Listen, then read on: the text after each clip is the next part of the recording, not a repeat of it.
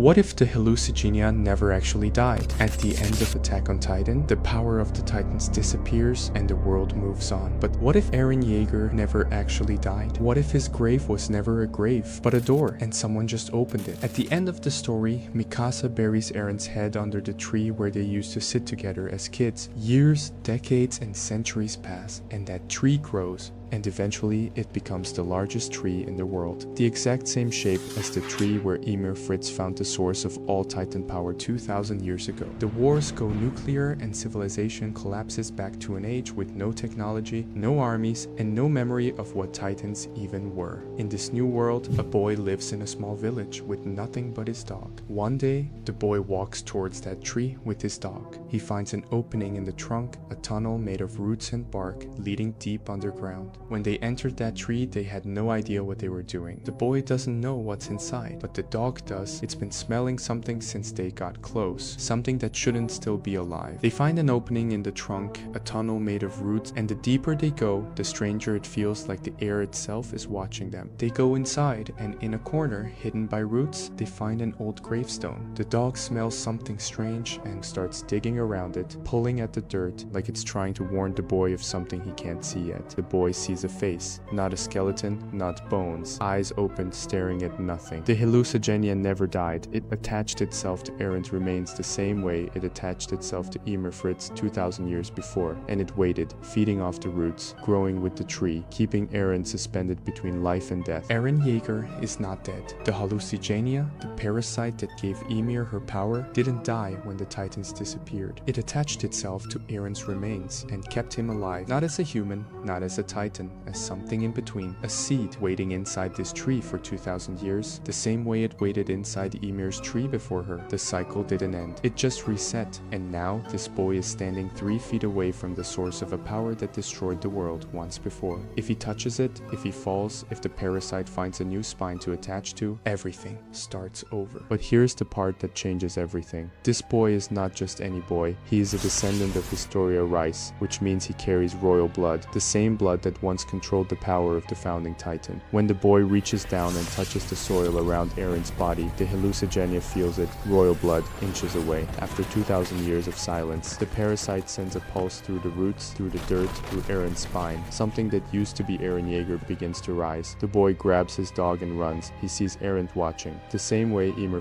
watched the world from inside the paths for 2000 years before someone finally set her free. The cycle didn't end with Eren's death. It just needed time and a new host with the right blood to start again. Something latches onto the animal underground, and the boy doesn't notice. But days later, it turns violent out of nowhere, attacking everyone in sight. They cage it behind iron bars, and the boy gets blamed for everything, treated the same way Ymir was treated by the people around her 2000 years ago. But one night, a stranger walks out of the dark and hands him a key. The boy opens the cage. The dog is still growling, still carrying something ancient inside its body, and the boy picks up a weapon, looks back at the people who hurt him, and this time the boy is choosing to fight. When the boy is about to fight back the people who locked his dog after what the dog did, Eren appears from the shadows and grabs his wrist, and the moment their skin touches, electricity shoots through both of them because running through his veins is the royal blood of Historia's child passed down through generations, and Eren doesn't speak. He just shows him everything. Every single thing he lived through thousands of years ago, every destruction, every loss, every impossible choice, every moment that turned a boy who wanted freedom into the devil the world needed him to be. The boy watches Eren reach into the past and force his own father to commit a massacre he never wanted to commit, manipulating the man who raised him just to set the future in motion. Then he sees the sacrifice, Eren letting his best friends kill him so they could live in a world without Titans. The boy sees what came after, the wars that returned, the cycle repeating itself all over again. Eren reaches out one last time and places a serum in the boy's hand, the same serum that his father once gave him in that forest on the worst night of his life. But this time, it's Eren passing it down to a boy with royal blood and the same rage in his eyes to finish what Eren never could.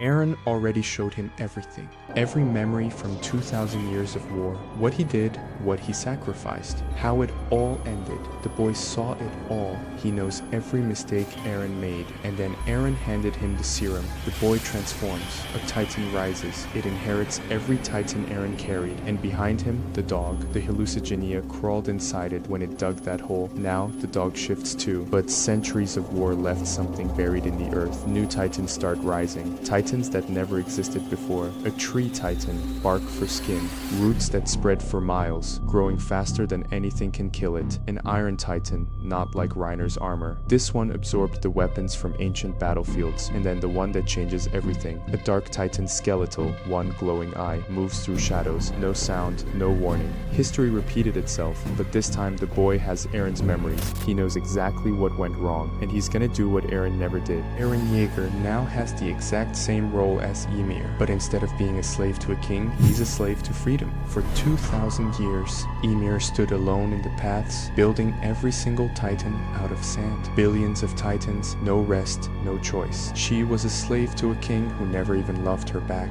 Now imagine Eren taking her place, standing in that same infinite desert. But there's no royal blood controlling him, because when Mikasa killed him, Eren got the exact same destiny as Ymir. His body died, but his soul never left the paths. Ymir stayed because of her toxic obsession with King Fritz. Eren stays because of his obsession with freedom. He sacrificed everything so his friends could live in peace. But after that, wars came back. Hate came back. The cycle repeated. And Eren can't rest, because the Hallucigenia never truly died. When Eren summoned every single ancient titan shifter in the final battle, all of them were flowing through the Hallucigenia's remains. So when the boy and his dog transformed, the power didn't split into 9. It split into every titan Eren ever called from the past, plus mutations that never existed before. The 9 shifters are gone. Every source of titan serum in history was destroyed after the rumbling. So how does a dead man produce a serum that shouldn't exist anymore? Go back to the final battle. Remember what happened when Eren's founding titan was killed? That massive body collapsed. Miles of bone, muscle, and hardened titan flesh crashing into the ground, and everyone just left it there. They celebrated, they moved on. But think about what was inside that body. The Hallucigenia, the source of all living matter. Now here's the thing. We saw it try to escape during the battle. It was crawling, fighting to survive. The titan marks disappeared from every Eldian on Earth, and everyone assumed the Hallucigenia died too. But did anyone go back and check those remains? Because organic matter doesn't just vanish. Energy is never created or destroyed. It only transforms a creature that survived 2,000 years inside a tree. Doesn't just vanish. Parts of that creature could still be clinging to the bones of the founding titan, half alive, dormant. So he reaches through the paths and pulls the remaining power straight from the Hallucigenia. One serum extracted from the source itself, powered by a parasite that refuses to die. Thousands of years after the rumbling, the world destroyed itself. World wars, nuclear devastation. Humanity lost everything. Technology, history, even the memory of Eren Yeager. Titans became nothing but myths until they came back,